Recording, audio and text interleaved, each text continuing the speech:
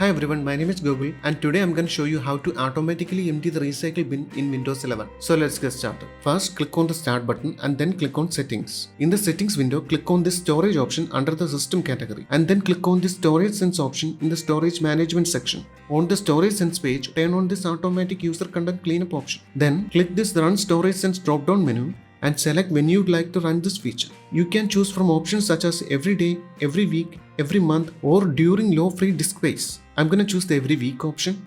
Next, to choose how long a file should stay in the recycle bin before storage sense deletes it, click this delete files in my recycle bin drop down menu and select an option. Your options are never, 1 day, 14 days, 30 days and 60 days. I'm gonna choose the 14 days option and that's it. Storage sense will now automatically empty the contents of your recycle bin at your specified interval.